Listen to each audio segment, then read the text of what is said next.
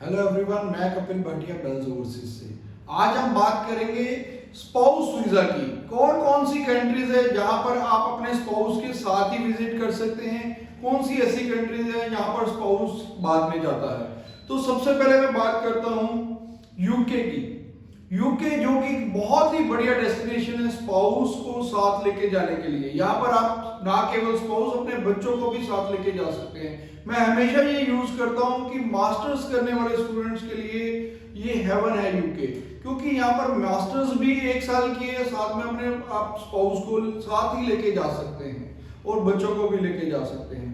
क्योंकि यहाँ पर सिर्फ एलिजिबिलिटी ये है कि जो भी स्टूडेंट ग्रेजुएट है, यहाँ पर इंडिया में ग्रेजुएट है, ये बात ध्यान रखना कि बैचलर्स होने चाहिए। बहुत सारे स्टूडेंट्स मेरे को कॉल करते हैं, डेली एक ना एक कॉल आ जाती है कि अपने जीएनएम करी हुई है, अपने स्पाउस को साथ लेके जाना है। तो जीएनएम डिप्लोमा है, बैचलर नहीं। अगर आपने बीएससी नर्सिंग करी हुई है, बीए करी हुई है, बीकॉम करी हुई है, किसी भी सब्जेक्ट में आपके पास बैचलर है, तो आप मास्टर्स करने के लिए जा रहे हैं यूके में, तो आप अपने स्पाउस को साथ लेके जा सकते हैं। बिल्कुल आप इकट्ठे ट्रैवल कर सकते हैं यूके में। सेकंड कंट्री आती है ऑस्ट्रेलिया।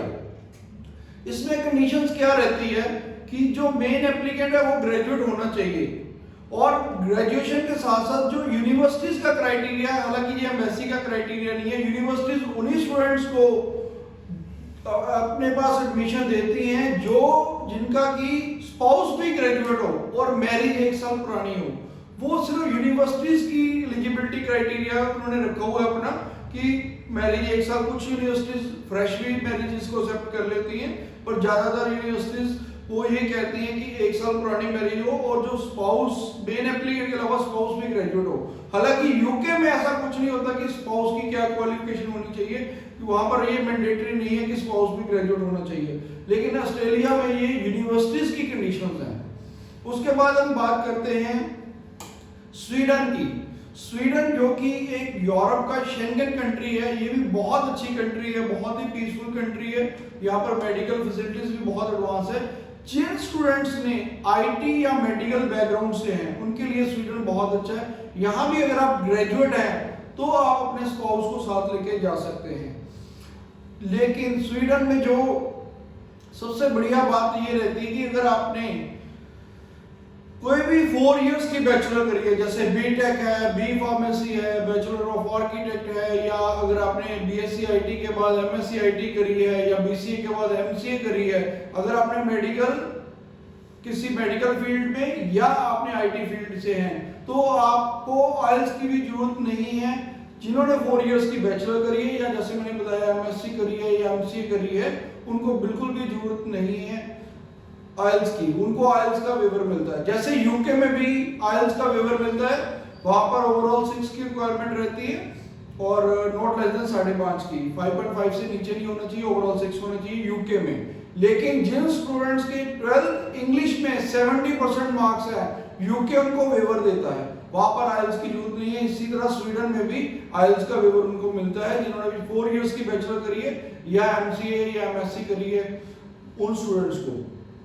अब हम बात करते हैं 4th कंट्री, जो कि वो डेनमार्क है, जहां पर आप अपने स्पाउस को साथ ही लेके जा सकते हैं, और इवन +2 के बाद अपने स्पाउस को साथ लेके जा सकते हैं। लेकिन इसमें जो 12th करी हुई है उसको 6.5 बैंड की ओवरऑल रिक्वायरमेंट है, उसके 6.5 बैंड ओवरऑल होने चाहिए, नॉट लेस देन 5.5। अगर आपने डेनमार्क जाना है, यहाँ भी आप अपने स्पाउस को साथ ही लेके जा सकते हैं। अब मैं बात करता हूं जो हमारे पंजाबियों का फेवरेट डेस्टिनेशन है, कनाडा। कनाडा का क्या रूल है कि आप जो मेन एप्लीकेंट है पहले चले जाता है, उसके जो स्पाउस है वो 6 मंथ बाद ट्रेवल करते हैं। जैसे कि उनका 4th मंथ बाद सेमेस्टर कंप्लीट होता है, उसकी ट्रांसक्रिप्ट साथ लगती है, तो इसलिए हम नॉर्मली यही कहते हैं कि कनाडा में जो स्पाउस है वो 6 मंथ बाद ट्रेवल करेगा। लेकिन जैसा कि अभी पीछे केस हुआ था बैंकपुर वाला, तो उसके बाद थोड़ा सा मैसी बिल्कुल अवेयर हुई है कनाडा में। कनाडा में थोड़ी सी वीजा सक्सेस रेशियो कंपैरेटिवली पिछले सालों से कम हुई है। अब मैं यही बताता हूँ कि वीजा सक्सेस रेशियो कम होने के कारण क्या है। कारण होता है कि फ्रेश मैरिज, या आपने मैरिज के प्रूफ्स नहीं लगाए। अगर मान लीजिए कनाडा में ही आपने अप्लाई करना है सपोज, तो आपको मैरिज कार्ड से लेके अभी तक के सब रिसेंट कम्युनिकेशन तक सारी जो भी आपकी कम्युनिकेशन हुई है व्हाट्सएप पे चैट, वो सारी चीजें आपको प्रेजेंट करनी पड़ती है और उसमें बहुत सारी चीजें इन्वॉल्व रहती हैं। जैसे हम कोई भी कनाडा की अगर फाइलिंग करते हैं उसमें बहुत ज्यादा डिटेलिंग करते हैं ताकि हम जितना ज्यादा हो सके एम्बेसी को जस्टिफाई कर सके।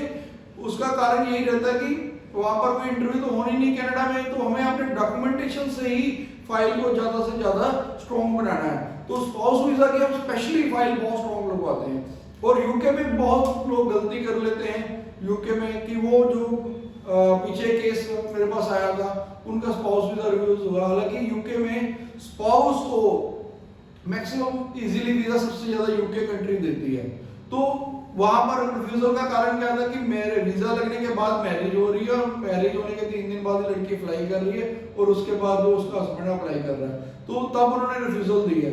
उसका कारण ये कि वो कह रहे हैं कि आपकी रिलेशनशिप प्रूव नहीं हो रहा है। इसी तरह कनाडा में भी बहुत ज्यादा ये रिफ्यूजल आती है कि बहुत सारे हमारे गलती ये करते हैं कि वीजा लगने के बाद मैरिज होती है तो वहां पर वो रिलेशनशिप प्रूव नहीं हो पाता। जो आपको वीजा देने वाला वीजा ऑफिसर है वो भी देखता है कि हस्बैंड वाइफ का रिलेशनशिप कैसे प्रूव होता है कि अगर आपकी मैरिज 1 साल पुरानी है तो कोई प्रॉब्लम नहीं आती, वो इजीली वीजा देते भी हैं। प्लस आपके पास जितने ज्यादा डॉक्यूमेंट्स होंगे, जितने ज्यादा, मैं तो काफी चीजें इसमें डिटेलिंग में भी जाता हूं क्योंकि वो ऑन कैमरा नहीं बता सकता। अगर आप मेरे से 1-to-1 काउंसलिंग लेंगे तो मैं आपको बताऊंगा कि इसमें बहुत ज्यादा डिटेलिंग होती है कनाडा में भी। इसी तरह यूके में स्पाउस वीजा की सक्सेस रेशियो बहुत अच्छी है और इसको मैं मानता हूं कि हाईली रिकमेंड भी करता हूं कि यूके में स्पाउस मैक्सिमम आपको वीजा यूके में से ही देती है, तो इसमें स्पाउस इजीली जा सकता है। उसके बाद आ जाता है यूएसए। यूएसए में उनको रिकमेंड करता हूं कि जिनका प्रोफाइल बहुत अच्छा है और जिनका अगर मान लो उसका हस्बैंड भी साथ जाना चाहता है, स्पाउस साथ जाना चाहता है, तो उनका भी प्रोफाइल कुछ अच्छा होना चाहिए और उनका भी अगर एकेडमिकली वो अच्छे हैं तो वो भी यूएसए की भी ऑप्शन है। हालांकि मैं सबसे ज्यादा रिकमेंड यूके को करता हूं, उसके बाद ऑस्ट्रेलिया, स्वीडन, डेनमार्क और कनाडा में, लेकिन स्पाउस बाद में जाता है तो इसका मैं बता रहा हूं कि कनाडा में आफ्टर 6 मंथ जा सकते हैं। इसके बाद में अगर आपका कोई क्वेश्चन रह जाता है आप 1-to-1 मेरे से काउंसलिंग ले सकते हैं या हमारी बेल्स ओवरसीज जलंधर, लुधियाना या बठिंडा ऑफिस में कहीं भी विजिट करके प्रॉपर काउंसलिंग ले सकते हैं। Thanks for watching. Bells Overseas. Visit us or call us for visa services. Follow us on our social handles for latest offers and updates.